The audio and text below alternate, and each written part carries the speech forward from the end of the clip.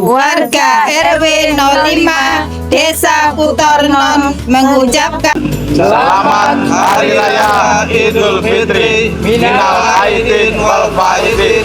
Mohon maaf lahir dan batin.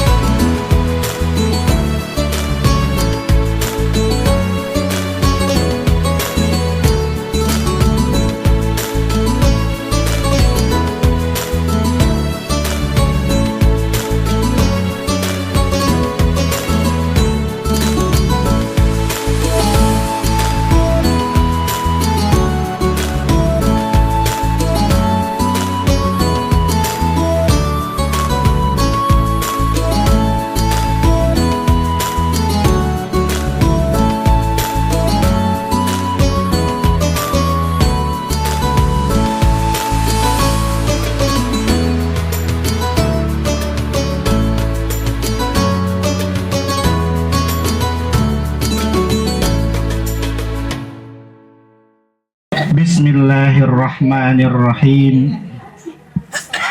Assalamualaikum warahmatullahi wabarakatuh.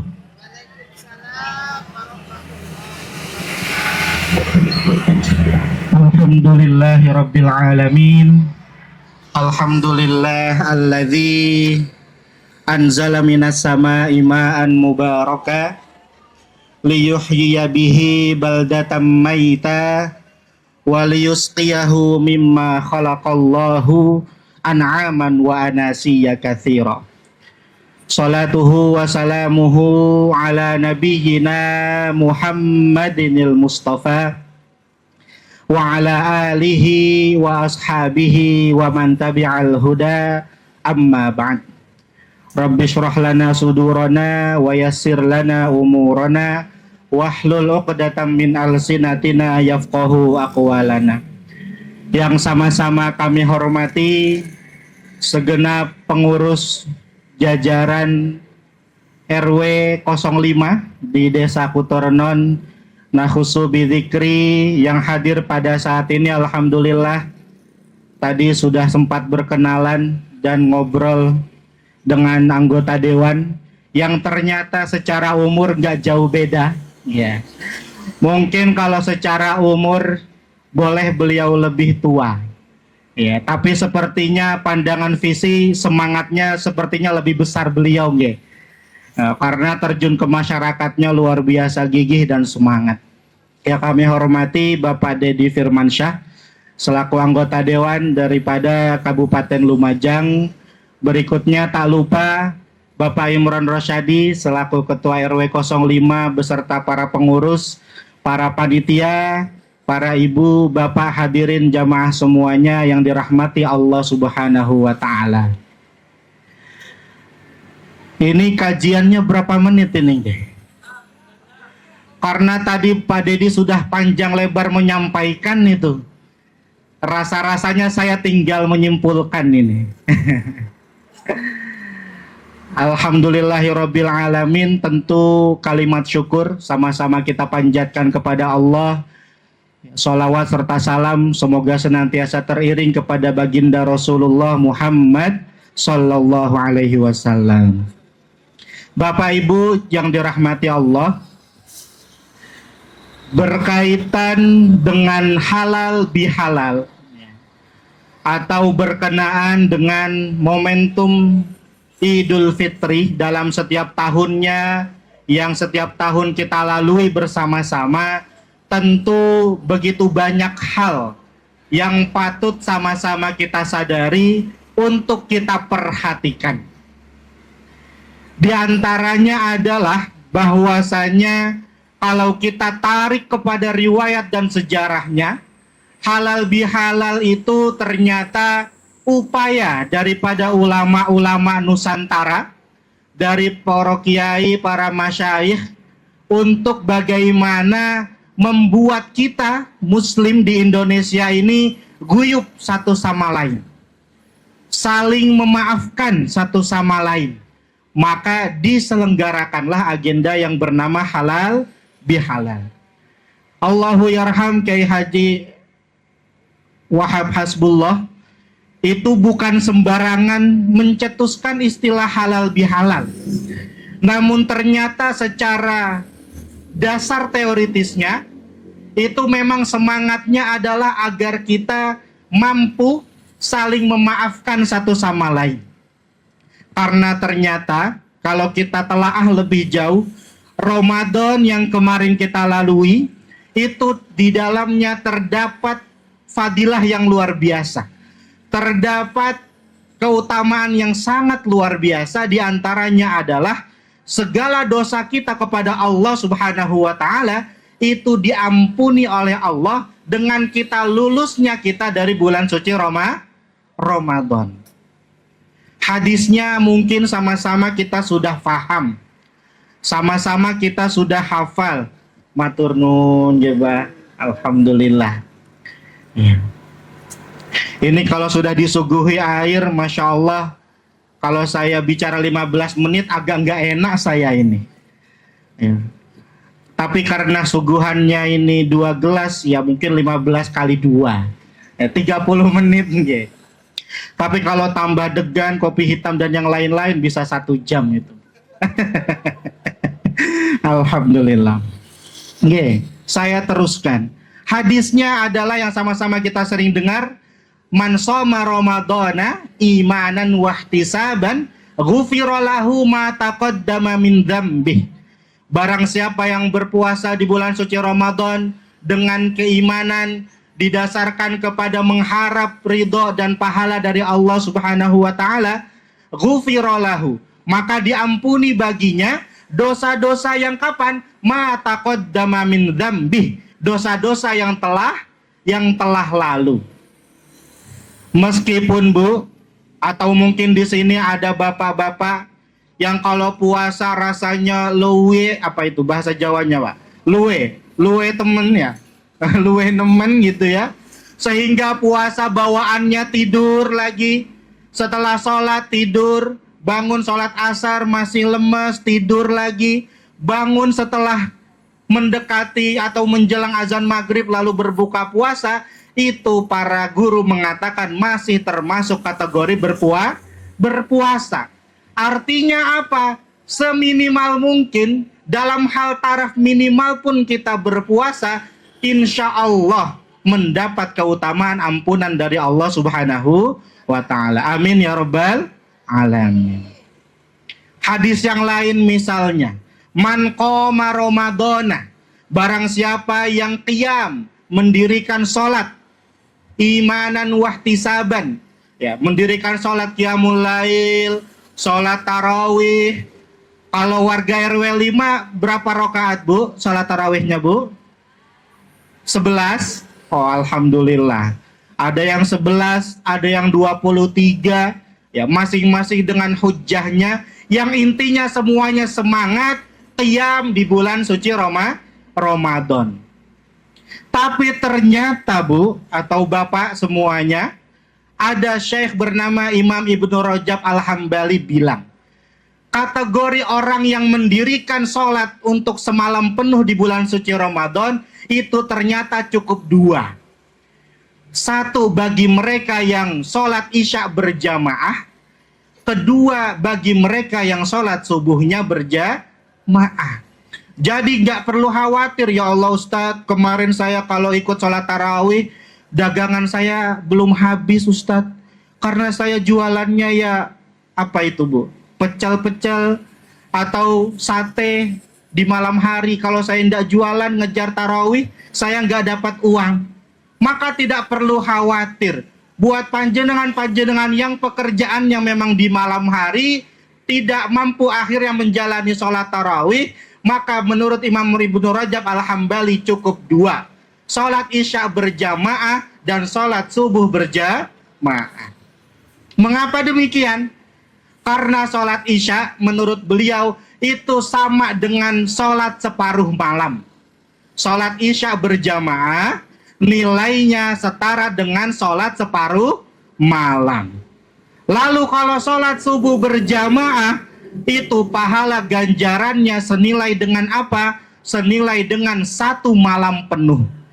Artinya kalau sholat isya berjamaah, sholat subuh berjamaah di bulan suci Ramadan, itu sama dengan sudah sholat 1,5 malam penuh. Banyak apa banyak banget Bu? Banyak banget.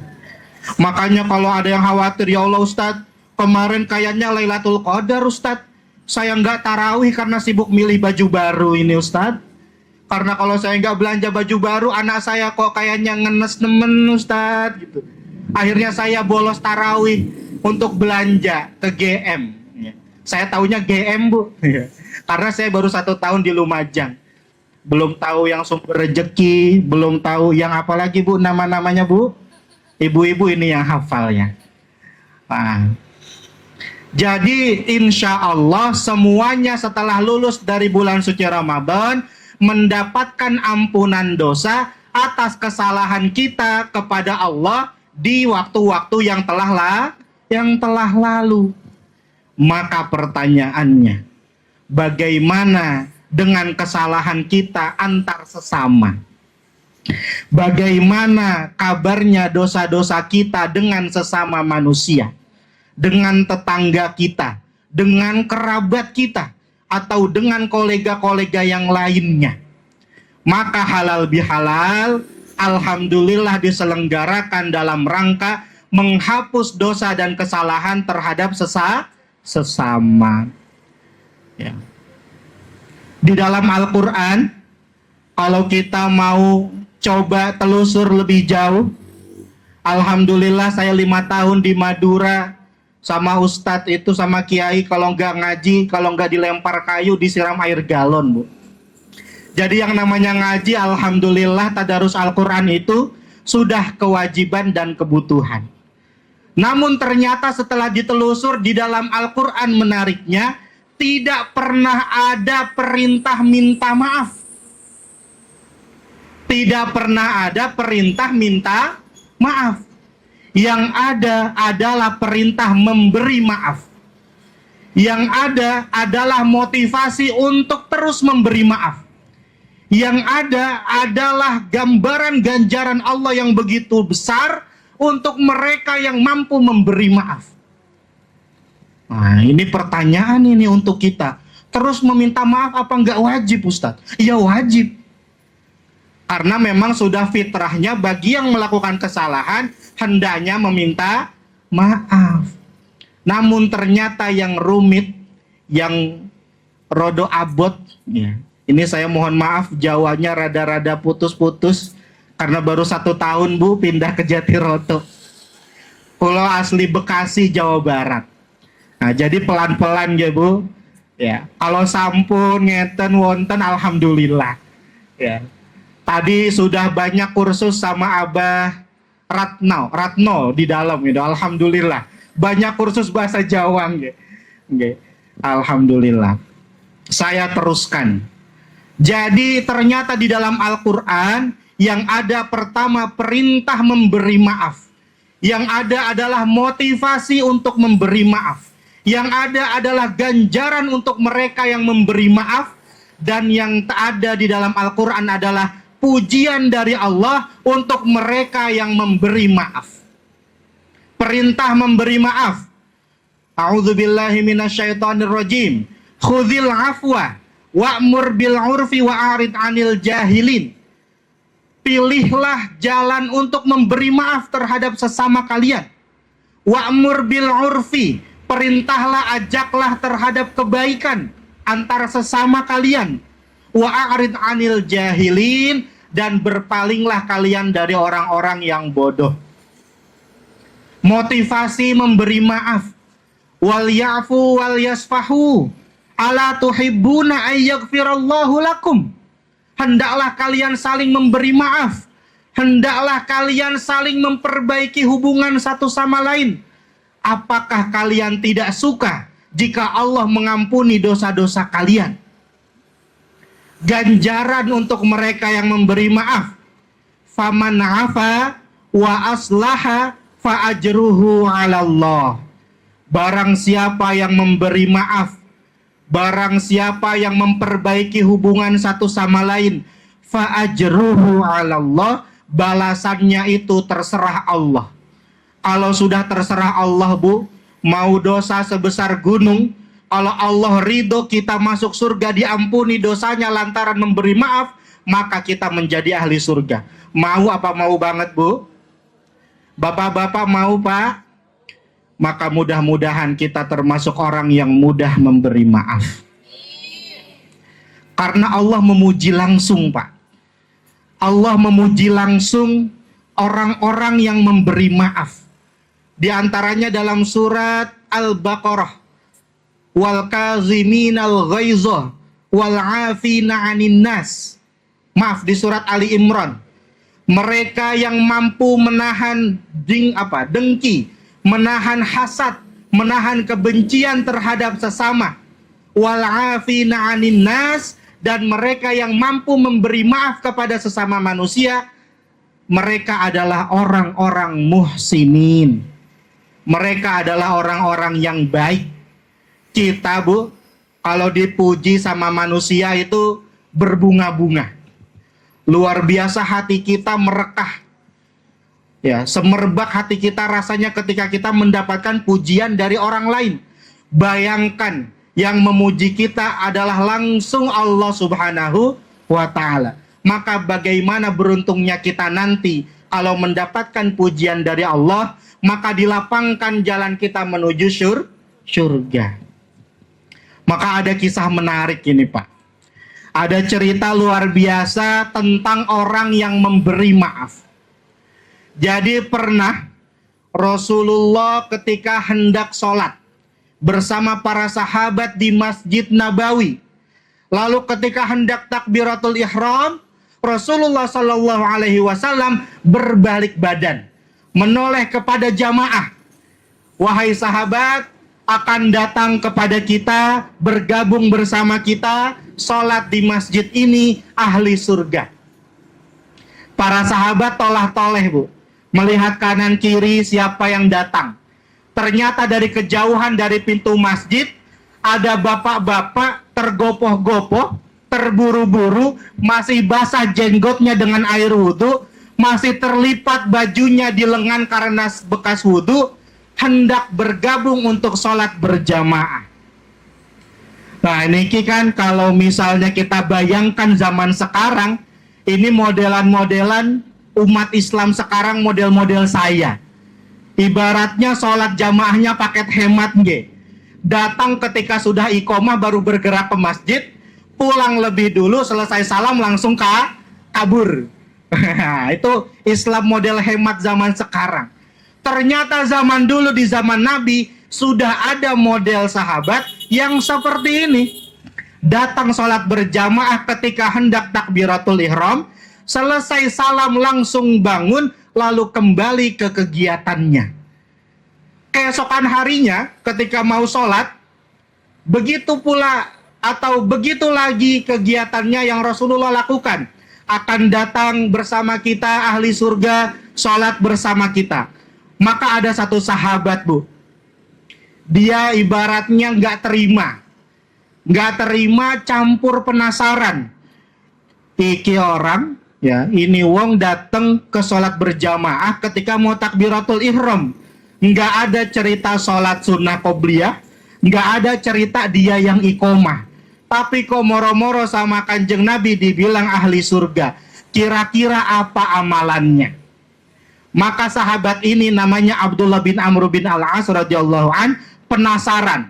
Siapa orangnya? Saya mau cari tahu apa amalannya. Apa keistimewaannya? Mengapa disebut ahli surga oleh Rasulullah? Maka singkat cerita dia ikuti si bapak ini sampai rumah. Sampai di rumah dia bertamu ke rumah bapak ini. Wahai paman, izinkan saya menginap di rumahmu. Saya ingin tahu apa kegiatanmu sehari-hari sehingga saya tahu amalan apa yang menyebabkan engkau disebut sebagai ahli surga. Akhirnya si paman mengizinkan dan dia dengan santai berkegiatan, tidur ya tidur, bangun ketika azan subuh, nggak ada sholat tahajud, nggak ada sholat witir, nggak ada sahur untuk saum sunnah. Ketika datang ke masjid, zikir sekedarnya langsung pulang, lanjut kegiatan di pasar, jual beli roti gandum dan seterusnya, makan ya makan dengan lahap, dengan nikmat, infak ya tidak ada sekedarnya, hanya sedikit menggugurkan kewajiban.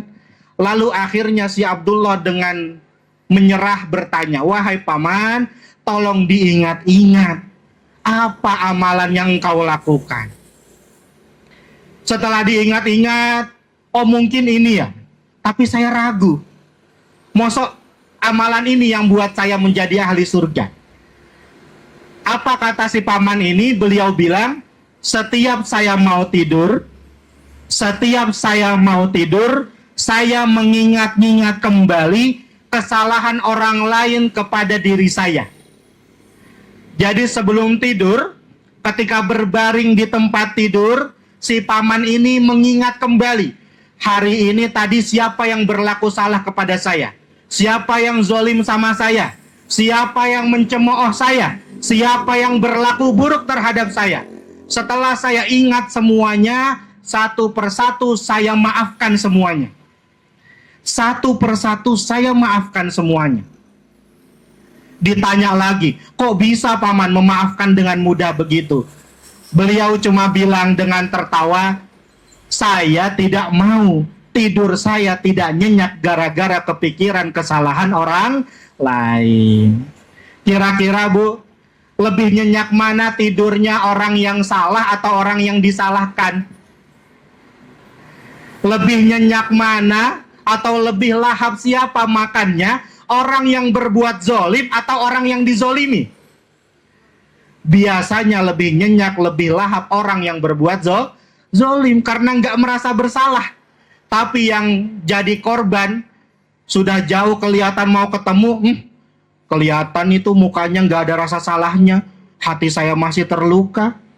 Dia nggak minta maaf. Kok enak kegiatan bareng saya, deket-deket saya, makan di samping saya. Kok enaknya?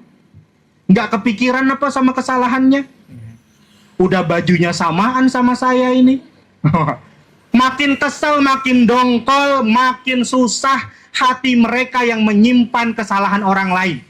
Maka si paman tadi ingin hatinya legowo, ingin tidurnya nyenyak, sehingga dia setiap malam sebelum tidur memaafkan kesalahan orang lain.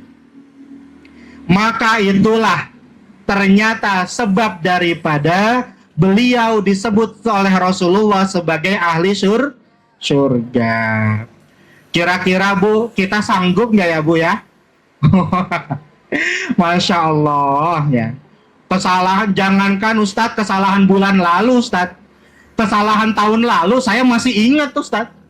Saya masih ingat persis itu namanya siapa yang berbuat salah sama saya Ustadz. Karena sampai sekarang belum datang itu, belum kelihatan batang hidungnya ke rumah saya minta maaf Ustadz. Boro-boro minta maaf Ustadz, dianya udah kabur kemana nggak tahu saya. Tapi saya di sini kok masih inget-inget kesalahannya. Itulah manusia.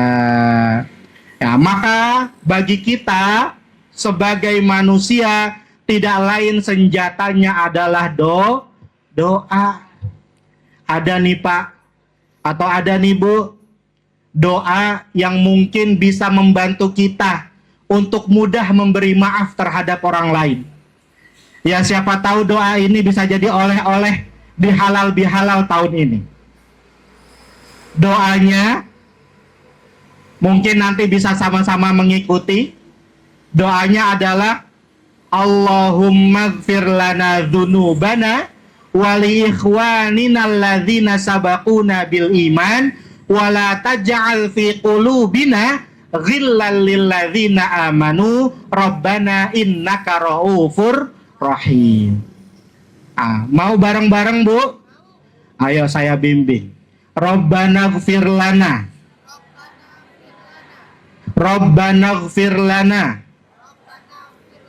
dzunubana wa li ikhwanina alladzina sabaquna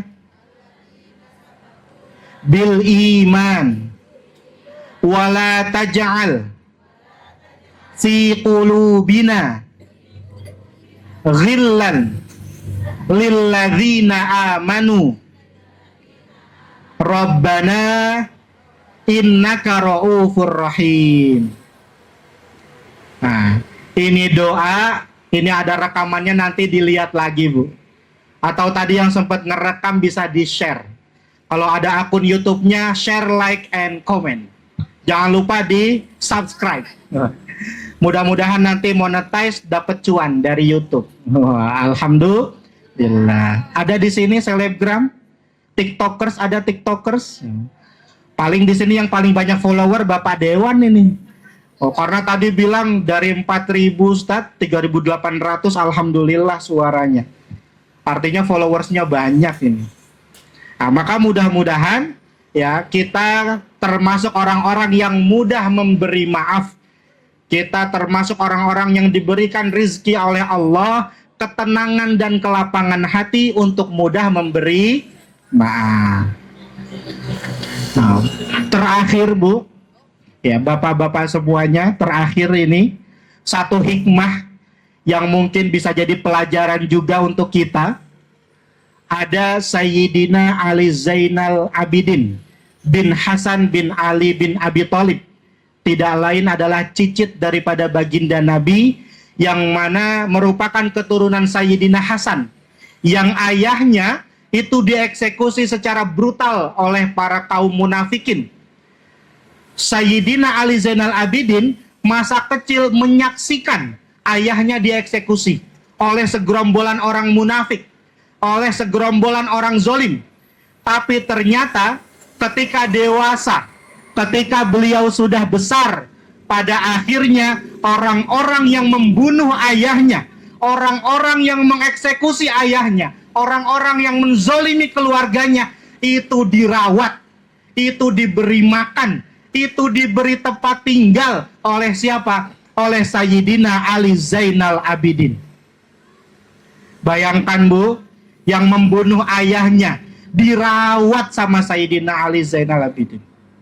Ketika ditanya oleh para tabi'in, kok sampai kuat hati engkau wahai Sayyidina? Beliau dengan senyum menjawab, ketika kita menyimpan dendam di hati, itu ibarat meminum racun, tetapi kita berharap orang lain yang mati. Ketika kita menyimpan dendam di hati, ibarat kita meminum racun, tapi kita berharap orang lain yang celaka, orang lain yang sakit, orang lain yang mati. Kira-kira nyambung apa nggak nyambung itu, Pak? Nggak nyambung. Sehingga mudah-mudahan ya pandangan kita, pola pikir kita, mindset kita, hati kita semuanya pada akhirnya mampu kepada jalan yang lurus, yaitu apa? Lapang hati, membuka diri, memaafkan antar sesama, memaafkan kesalahan, kezoliman orang lain. Sehingga mudah-mudahan kita tercatat sebagai ahli surga. Amin ya rabbal alamin. Mungkin itu dari saya. Cukup nggih, Pak Ridho? Cukup nggih? Izin ini saya cukupkan ya. Karena hawanya luar biasa, cocok untuk mulai istirahat. Saya lihat rata-rata usianya sudah butuh istirahat ini nggih. Jadi saya memahami. Kalau sama Pak Dewan kayaknya masih kurang malam ya ini. Nah, kalau Pak Dewan memang terbiasa malam, tapi kalau jamaah rata-rata ini kayaknya sudah butuh istirahat. Apalagi tadi Abah Ratno sudah kode-kode Lutut saya sudah ngilu-ngilu Ustaz. Alhamdulillah. Ya, mudah-mudahan sama-sama kita akhiri dengan doa acara atau agenda halal bihalal warga RW 5 Desa Kutornon pada tahun ini dengan bermunajat kepada Allah Subhanahu wa taala, senantiasa melapangkan hati kita untuk mudah memaafkan orang lain, senantiasa memudahkan urusan kita, senantiasa memberkahi setiap langkah di dalam kehidupan kita. Ala hadhihi niyah wa ala kulli niyatin salihah waliridhaillah wali syafaati rasulih sallallahu alaihi wasallam. Al-Fatihah. A'udzu billahi minasyaitonir rajim. Bismillahirrahmanirrahim. Alhamdulillahi rabbil alamin arrahmanir rahim maliki yaumiddin iyyaka na'budu wa iyyaka nasta'in ihdinas siratal mustaqim siratal ladzina an'amta 'alaihim ghairil maghdubi 'alaihim waladdallin. Allahumma amin. A'udzu billahi minasyaitonir rajim. Bismillahirrahmanirrahim. Alhamdulillahi rabbil alamin. Allahumma lakal hamdu syukra wa lakal mulku fadla wa anta rabbuna haqqa wa nahnu 'abiduka ridqa. Allahumma salli ala sayyidina Muhammad kama sallaita ala sayyidina Ibrahim fil alamin innaka Hamidum Majid. Rabbana taqabbal minna innaka antas samiul alim wa tub alaina ya maulana innaka antat tawwabur rahim. Rabbana ighfir lana dhunubana wa liwalidina warhamhum kama rabbawna shighara. Rabbana ighfir lana dhunubana wa li ikhwanina alladhina sabaquna bil iman wa la taj'al fi qulubina ghillan lil ladzina amanu rabbana innaka raufur rahim. Allahumma ya muqallibal qulub tsabbit qulubana ala dinika wa ta'atik birahmatika ya arhamar rahimin. Rabbana hab lana min azwajina wa dhurriyyatina qurrata a'yun waj'alna lil muttaqina imama. Allahumma a'izzal islam wal muslimin. Allahumma ahlikil yahud. Allahumma ahliki Israel. Allahumma ahlik ikhwatina fi Palestin, fi Gaza, fi Iran, wa fi kulli makan, wa fi kulli zaman. Ya Rabbana alaika tawakkalna wa ilaika anabna wa ilaikal masir. Rabbana atina fid dunya hasanah wa fil akhirati hasanah wa qina adzabannar wa adkhilnal jannata ma'al abrar ya aziz ya ghaffar ya rabbal alamin. Wa sallallahu ala sayyidina Muhammad walhamdulillahi rabbil alamin. Billahi taufiq wal hidayah wal ridha wal inayah. Assalamu alaikum warahmatullahi wabarakatuh.